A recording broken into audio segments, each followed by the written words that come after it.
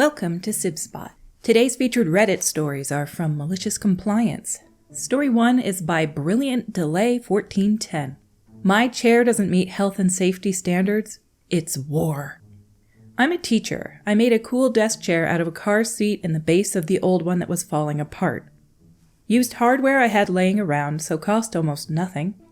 My custom chair was super comfy, ergonomic, fully adjustable, lumbar support, and better than the piece of crap I had before.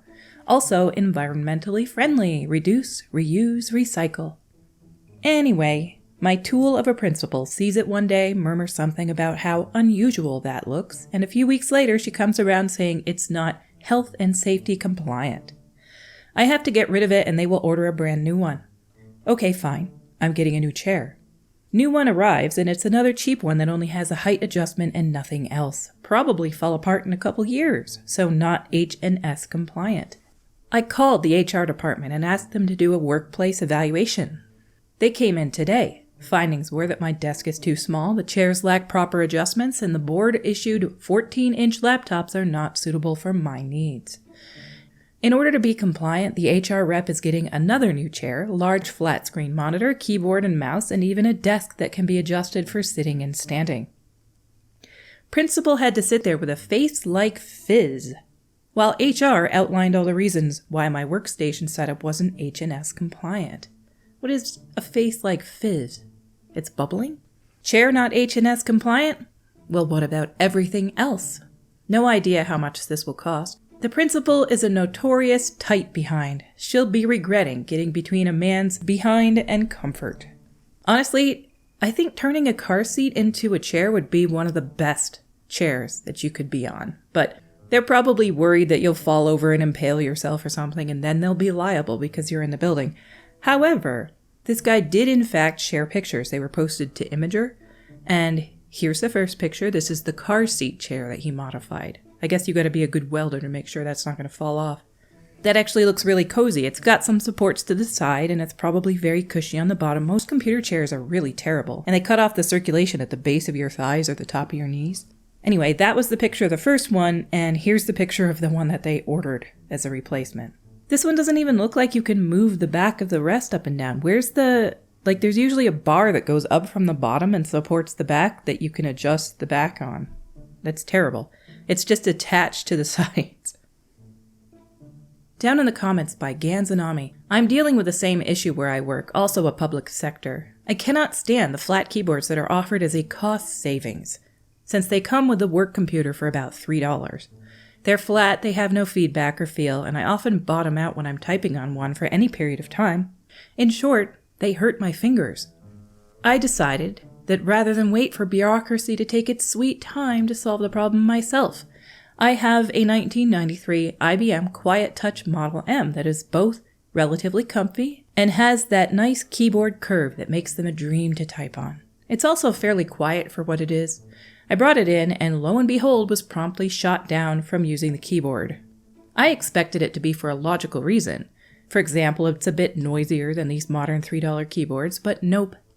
The reason given was that it would create an environment of inequity, and that others would want a board like that and feel sad that they cannot get a board like that.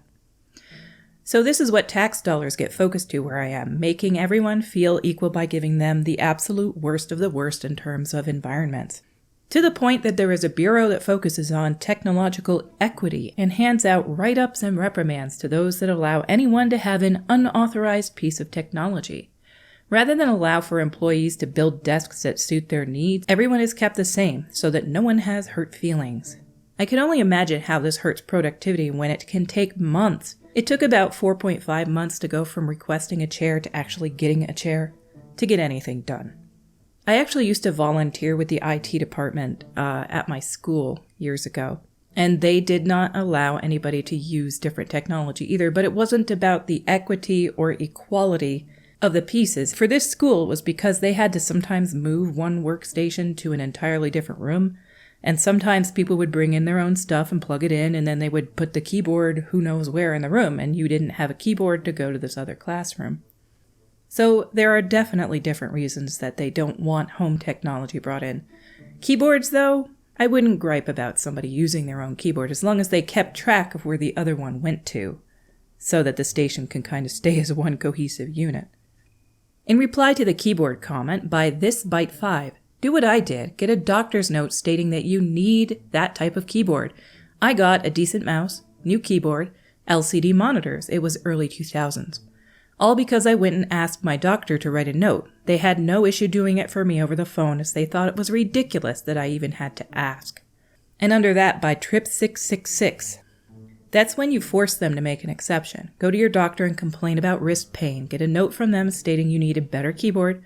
Tell your bosses you're going to develop carpal tunnel and will hold them responsible for it if they don't let you get a better keyboard. That's actually what I did and why I ended up with the MS Natural Ergonomic keyboard I discussed in the other post, lol. As another poster stated, you could probably get your mouse and monitor upgraded using similar tactics. Sometimes you just have to play their BS game and outsmart them at it. Our next post today is by Bakateri. Not one word. Back in college, I was hoping to date Sarah. Sarah had a roommate, Leela, who was dating Tom.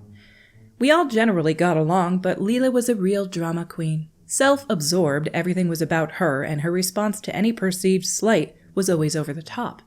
Leela definitely had caring qualities, even while still in college. I can't imagine how much worse she got with age and experience. The four of us spent a bit of time together, but I eventually realized Sarah was just stringing me along.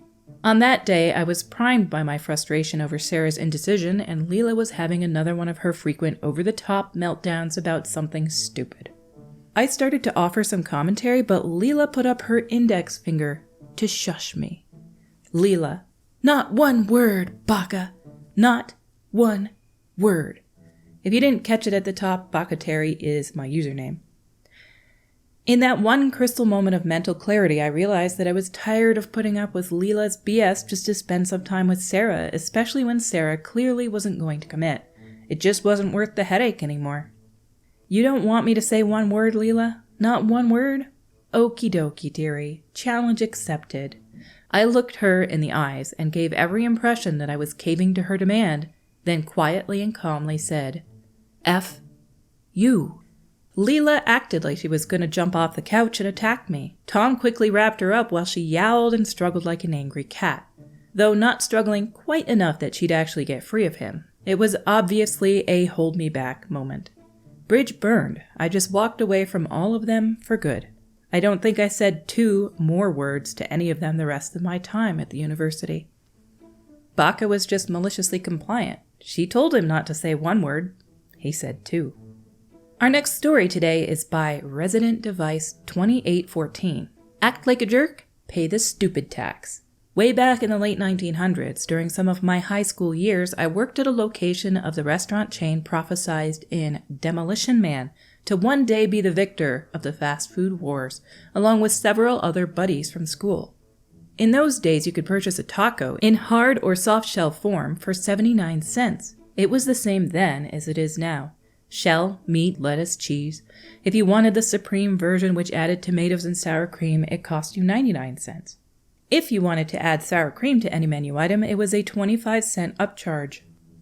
Many people would come in and order a taco with sour cream added, and generally we would repeat it back as a taco supreme, no tomatoes, knowing that ringing it up this way saved the person 5 cents. Shocking life hack most people don't know. If anyone asked, we'd explain why we rung it up that way, and most folks were cool about it.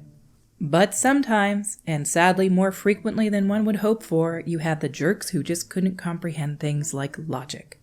That's not what I ordered, etc.